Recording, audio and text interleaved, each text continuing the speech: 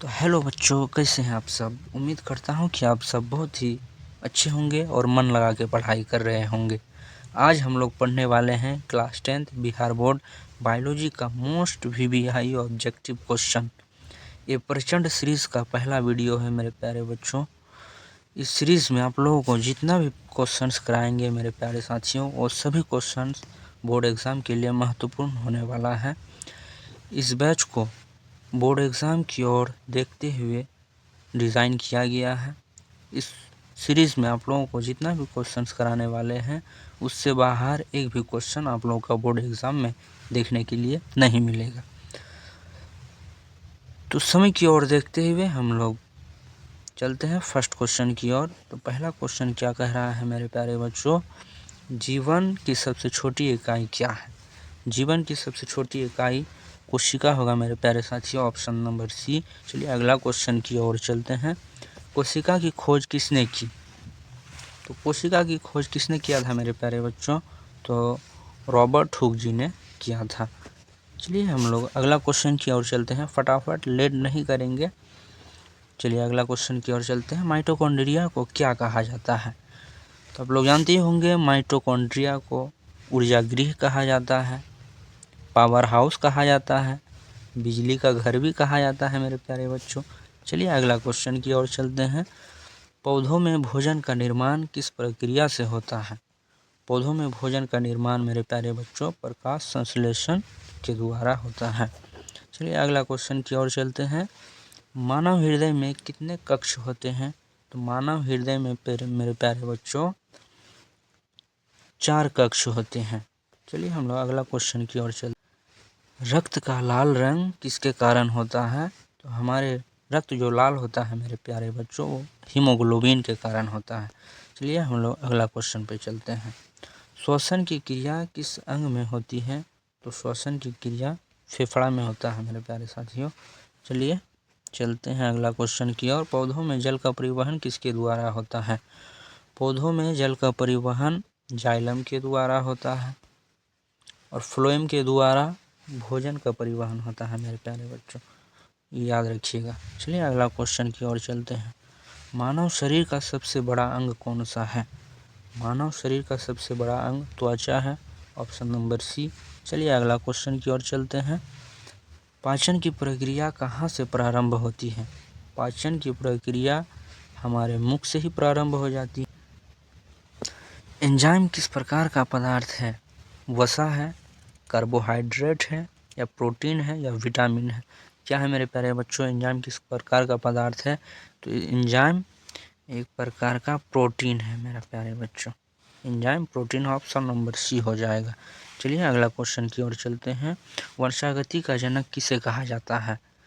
वंशागति का जनक डार्विन जी को कहा जाता है मेरे प्यारे साथियों, ऑप्शन नंबर ए। चलिए अगला क्वेश्चन की ओर चलते हैं। पौधों में गैसों का आदान प्रदान किससे होता है। तो पौधों में गैसों का आदान प्रदान रंध्र के द्वारा होता है मेरे प्यारे बच्चों। ये ऑप्शन नंबर सी में है, तो इसका option number C correct answer हो जाएगा। चलिए अगला क्वेश्चन की ओर चलते हैं। मानव में उत्सर्जन का मुख्य अंग कौन सा है। मानव में उत्सर्जन का मुख्य अंग गुर्दा होगा मेरे प्यारे बच्चों, ऑप्शन नंबर सी। चलिए अगला क्वेश्चन की ओर चलते हैं। रक्त के थक्के जमने में कौन सहायक है। हमारे रक्त को जो थक्का बनाने का काम करता है, वो प्लेटलेट्स करता है मेरे प्यारे बच्चों, ऑप्शन नंबर सी। चलिए अगला क्वेश्चन की ओर चलते हैं। प्रकाश संश्लेषण के लिए आवश्यक गैस है। प्रकाश संश्लेषण के लिए आवश्यक गैस कार्बन डाइऑक्साइड हो जाएगा मेरे प्यारे बच्चों, CO2। चलिए अगला क्वेश्चन की ओर चलते हैं। DNA का पूरा नाम क्या है। तो ऑप्शन नंबर ए हो जाएगा मेरे प्यारे बच्चों। चलिए अगला क्वेश्चन की ओर चलते हैं। मानव में लिंग निर्धारण किस पर निर्भर करता है। तो मानव में लिंग निर्धारण पिता पर निर्भर करता है, ऑप्शन नंबर बी हो जाएगा। चलिए अगला क्वेश्चन की ओर चलते हैं। पौधों में औषधोत्सर्जन मुख्यतः किससे होता है। तो पौधों में औषधोत्सर्जन मेरे प्यारे बच्चों पत्तियों के द्वारा होता है, ऑप्शन नंबर सी हो जाएगा इसका करेक्ट आंसर। चलिए अगला क्वेश्चन की ओर चलते हैं। प्रतिरक्षा से संबंधित कोशिका कौन सी है। प्रतिरक्षा से संबंधित कोशिका कौन सी है मेरे प्यारे साथियों। RBC है, WBC, प्लेटलेट, प्लाज्मा। कौन हो जाएगा मेरे प्यारे बच्चों? प्रतिरक्षा से संबंधित कोशिका कौन सी है? तो WBC प्रतिरक्षा से संबंधित कोशिका है। चलिए अगला क्वेश्चन की ओर चलते हैं। हार्मोन का स्राव कौन करता है? हार्मोन का स्राव कौन करता है मेरे प्यारे बच्चों? तो हार्मोन का स्राव ग्रंथि करता है। चलिए अगला क्वेश्चन की ओर चलते हैं। मानव मस्तिष्क का सबसे बड़ा भाग कौन सा है? तो मानव मस्तिष्क का सबसे बड़ा भाग सेरिब्रम हो जाएगा, ऑप्शन नंबर सी। चलिए अगला क्वेश्चन की ओर चलते हैं। पौधों में भोजन का परिवहन किसके द्वारा होता है?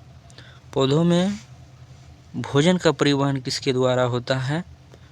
तो फ्लोएम के द्वारा भोजन का परिवहन होता है, जाइलम के द्वारा जल का परिवहन होता है। चलिए अगला क्वेश्चन की ओर चलते हैं। जैव विकास का सिद्धांत किसने दिया था? जैव विकास का सिद्धांत मेरे प्यारे बच्चों डार्विन जी ने दिया था, ऑप्शन नंबर बी। चलिए अगला क्वेश्चन की ओर चलते हैं। शरीर में ऊर्जा का मुख्य स्रोत क्या है? शरीर में ऊर्जा का मुख्य स्रोत मेरे प्यारे बच्चों कार्बोहाइड्रेट हो जाएगा, ऑप्शन नंबर सी इसका करेक्ट आंसर होगा। चलिए अगला क्वेश्चन की ओर चलते हैं। अमीबा में प्रजनन किस प्रकार होता है? अमीबा में प्रजनन किस प्रकार होता है? तो द्विविखंडन के द्वारा होता है, यानी कि द्विखंडी। ऑप्शन नंबर बी हो जाएगा मेरे प्यारे बच्चों। चलिए क्वेश्चन नंबर 27 पे चलते हैं। मानव में सबसे लंबी हड्डी कौन सी है? तो मानव में सबसे लंबी हड्डी हो जाएगा मेरे प्यारे बच्चों फीरम। मानव में सबसे बड़ी लंबी हड्डी होती है। चलिए अगला क्वेश्चन की ओर चलते हैं। पौधों में नाइट्रोजन किस रूप में अवशोषित होता है? नाइट्रोजन किस रूप में अवशोषित होता है? तो नाइट्रोजन के रूप में ही अवशोषित होता है, ऑप्शन नंबर सी इसका करेक्ट आंसर होगा। चलिए अगला क्वेश्चन की ओर चलते हैं। नेत्र का रंगीन भाग क्या कहलाता है? हमारे आँख का जो रंगीन भाग होता है मेरे प्यारे बच्चों, इसको क्या कहते हैं? तो आइरिस कहते हैं। इसका option number C is the correct answer. चलिए अगला क्वेश्चन की ओर चलते हैं। पर्यावरण में ऊर्जा का अंतिम स्रोत क्या है? हमारे पर्यावरण में ऊर्जा का अंतिम स्रोत मेरे प्यारे बच्चों सूर्य है, option number C is the correct answer.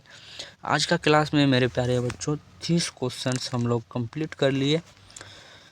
आज का क्लास को यहीं से समाप्त करते हैं। आप लोग खुश रहिए, तंदुरुस्त रहिए, मस्त रहिए और मन लगा के पढ़ाई करते रहिए।